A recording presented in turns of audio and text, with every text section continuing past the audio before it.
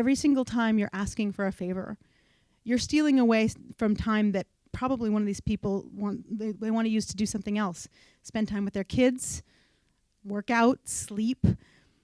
So that makes the super, super biggest rule, respecting their time. How do you respect their time? You don't waste it.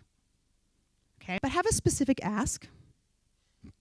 Keep it as short as possible. Be direct and honest.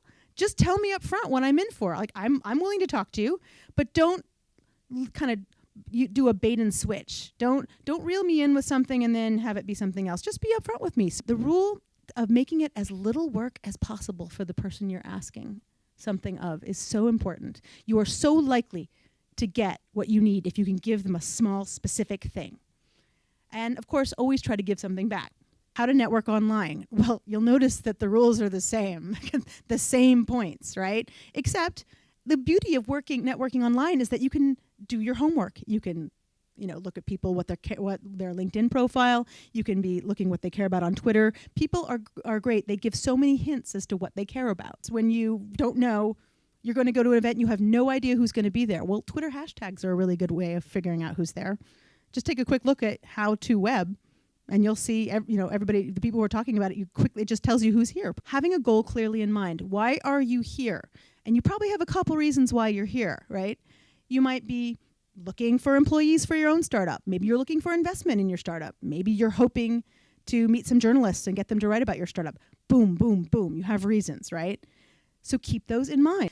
And also be careful about challenging people, especially Americans. Americans are not excited. In Europe, we're kind of like, hey, what you just talked about was bollocks. That made no sense. And we have no problem with that back and forth. Americans can sometimes get really sensitive. I know because I am one. Don't ask to pick my brain. Don't ask just to meet for coffee. Remember, have a specific ask.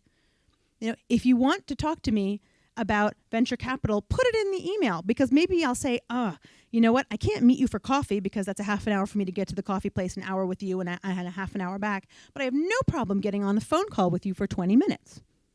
Give me the option. Always give people the option to say no. That's so important. And again, there's that bad networker. Don't be that bad networker who just offers up other people's time. I know the instinct there is that you think you're doing good, but what you'd want to do is, if you really want me to step into a conversation, you email me on the side and say, would you mind? Could I suggest this? Give me a chance to say yes or no. Don't just bring me into the trail. Now, I talked to you about making it easy for the other person. I can't sit down and write about your company, right? You need to write about it, because what I'm going to do is forward it on to the person in question. That way it takes me a couple keystrokes, maybe a little bit of, I met this guy, I met this woman, I think their business is really interesting, I happen to know a lot about it because of A, B, C. I might take 3 minutes, but then you get what you want because you have written this email. You've done the work, you sent it to me, you've gotten my sign off, I said, yes, I'll do it, and then I'm going to forward it on. I will not, of course, forward it on with you in CC, because I'm not going to do that to the contact in question. I'm going to give them a chance to opt in or out.